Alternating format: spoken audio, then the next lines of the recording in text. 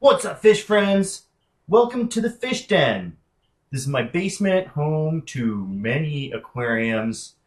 I'll be setting up this Fluval Flex today. Always exciting to be setting up a new tank. I'm especially excited because this is the Flex 32 gallon. I've been rocking the 9 and 15 gallon for almost a decade now. One of my clients, Sean, if you're watching, thanks a lot, Sean, gave me this tank. So, without further ado, let's get started. So, what makes this tank so special? Obviously, for a fish nerd like myself, I get pretty excited about every aquarium I set up, especially free ones like this. But the reason that I love the Fluval Flex is because it's got everything built into it.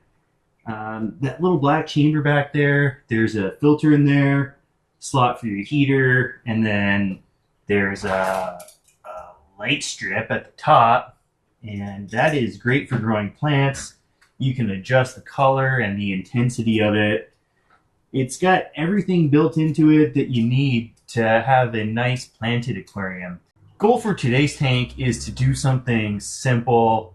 I already have a lot of tanks, like I mentioned, and I'm not looking to have a super high maintenance tank. I want to have some that I can just kind of drain down, scrub the glass, and fill back up. I don't want to do a ton of pruning, don't want soil in there. So all I'm going to be doing is laying some sand down, some wood, a nubius, and maybe some other plants that don't need to be in the soil, and filling her up. You're going to want to have a good source of light no matter what tank you're setting up. And even though this one has a nice light built into it, the hard part is holding this up while you're working on it. Most lights will kind of sit over the tank just like that, obviously. Slides around. And you can't be holding it up. You can either tie it to the wall, or what you can do is buy some of these. I'll leave a link in the description. Maybe the best purchase I ever made. All you do is rest it in there. Rest it in there. Oh, and get that up there. It's actually fine with just one, but being such a long lid, I'd like to have both in place. And then it's a lot easier to get your hand in there, work on stuff, and see what you're doing. So we're just going to dump some sand in here. I already got some cat and dog hair to just top that off. This sand is, what's it called? Carib Sea Supernaturals. I like it because it's very soft. There's really no sharp edges to it. And I'm going to have a few catfish in here. I'll go into more details in a bit when I stock the tank later on here. But there's some burying ones, and they'll appreciate the soft sand. I'm not putting that much sand in because the burying catfish will just hide themselves and I won't see them, for like years if it's too thick. So this way they can get the satisfaction of mostly burying themselves, but then also have the tops of their heads poking out so I can see them.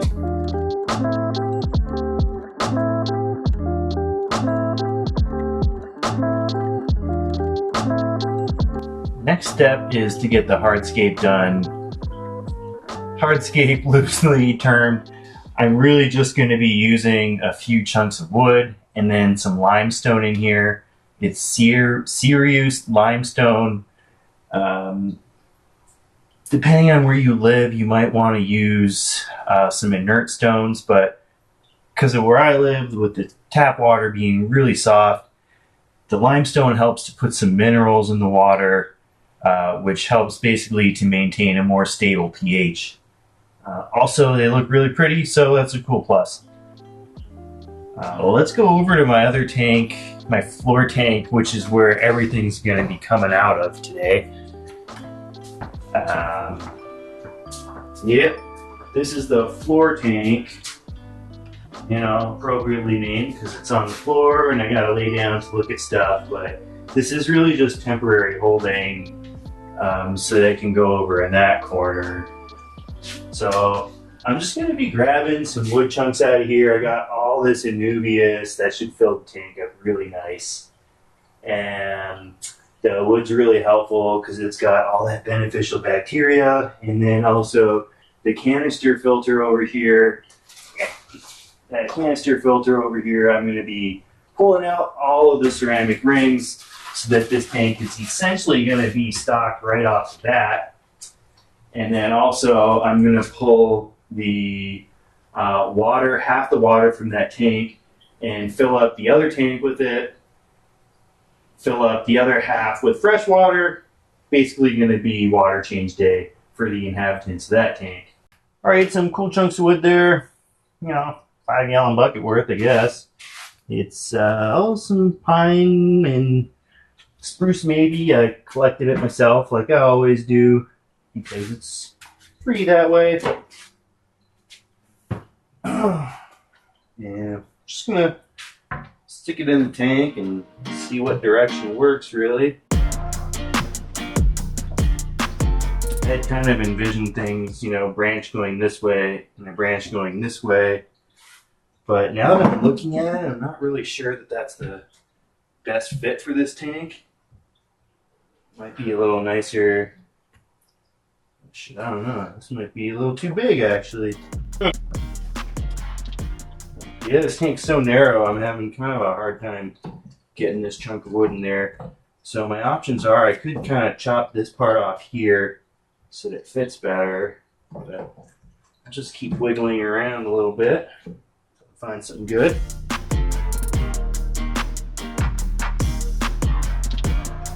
There we go, nice and simple. Like I said, I'm not trying to kill myself. Henry, don't eat plastic plants. Don't eat plastic plants. All right, like I said, I'm just trying to keep this pretty simple. And yeah, that's that. It took about 5 minutes. Now I'm going to go grab the plants from the other tank. It's just Anubias. And all that means is that I don't need to put it in soil or anything. I'm just going to be wedging it in the cracks of the wood.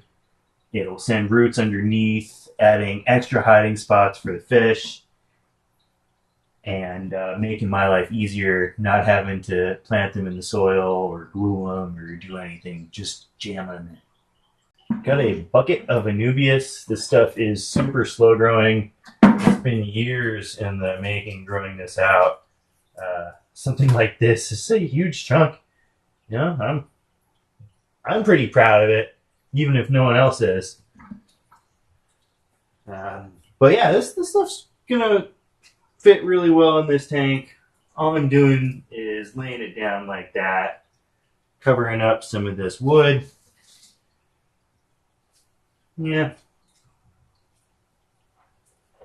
Oh yeah, so that works right there really well.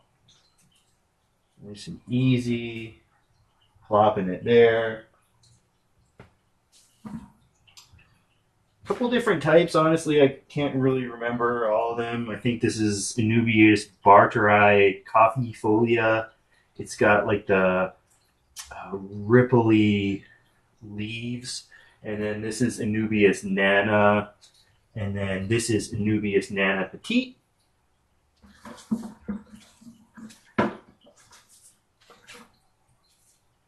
Here's another really cool chunk. Oh boy. They're almost too big. I'm going to have to kind of chop them up a little bit to get them to fit in here. In there. And these ones, these coffeefolia or the barterized, they'll grow a little bit taller. May end up just clipping the big leaves as they grow if they get too big. Yeah, if you watch any of my videos, you'll know no aquarium is complete without jam-packing it full of plants. Sometimes I go a little overboard. I was hoping to still get some good root action on this, so I'm not going to overdo it. This is some Bucephalandra Catherine green. I'm not sure that I'll use it in this tank, though. Might go into my big tank. Yeah, I'm going to do that, actually. Just toss in my big tank. This is going to be a strictly Anuvias tank.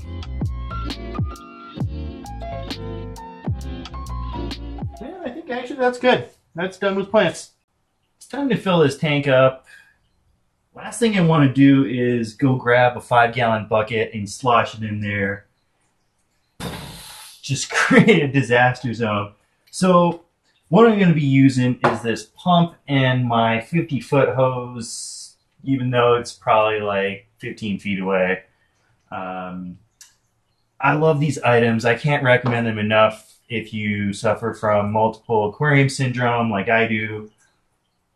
Also, I own an aquarium cleaning business, so I'm using these tools literally every day at work. They're just so great. All I'm going to do is stick this pump in the other aquarium and pump water into here. Because I've cut this to a certain length, I can rest it down on there. Also, I've got this sponge tip that just sits inside of the outflow there. Also good when you're draining a tank. You don't suck shrimp up or babies or anything else really. But in this case, it's helpful because it's not going to agitate the sand like crazy. So yeah, I'll just stick it at the bottom there. It's, it's sand. It's going to get mucked up a bit.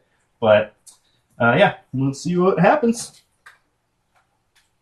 All right, hose set up.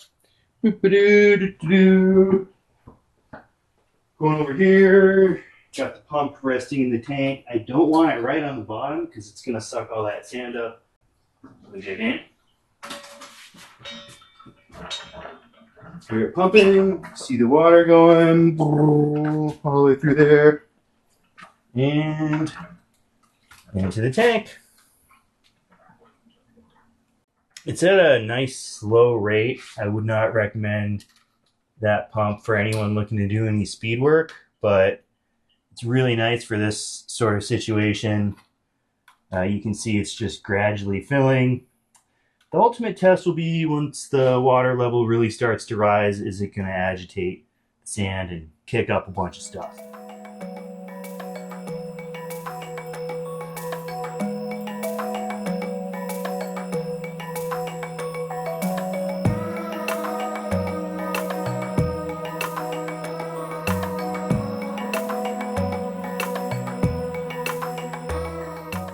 I've gone ahead and filled up pretty much the whole tank with water from the floor tank. It's going to make transferring them over here really easy. It's the same temperature, it's the same water, they're already in. So all I got to do is net them, plop them in here. It's going to be a few fish that are going to go into other tanks around the room. But yeah, for the most part, they're all going to go in here. So let's go do that.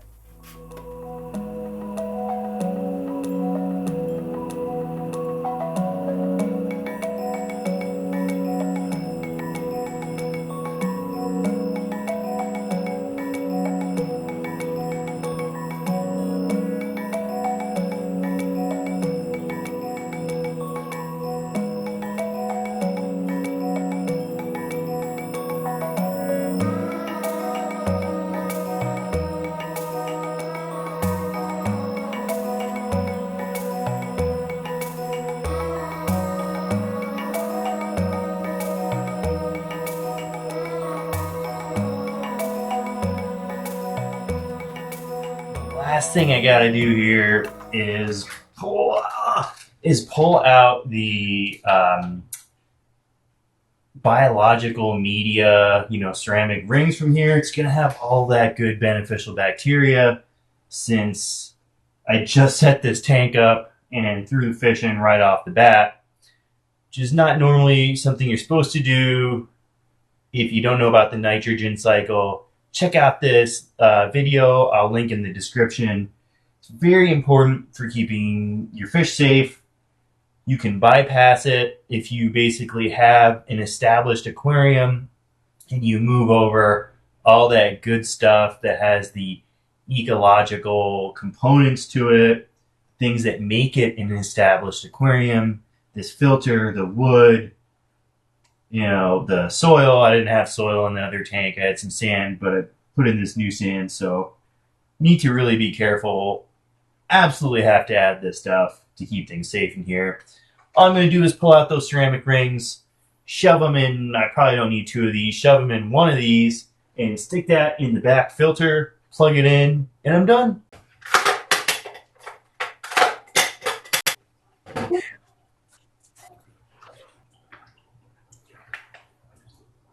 It's got all this good stuff there. Look at that.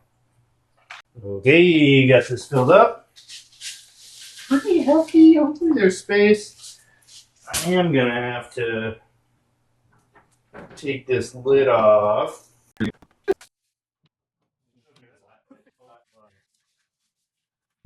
Thanks a lot for sticking around till the end of the video. Please consider supporting my channel by hitting the like button or subscribing, watching some of my other build videos or educational stuff. Again, appreciate it. Until next time, see ya.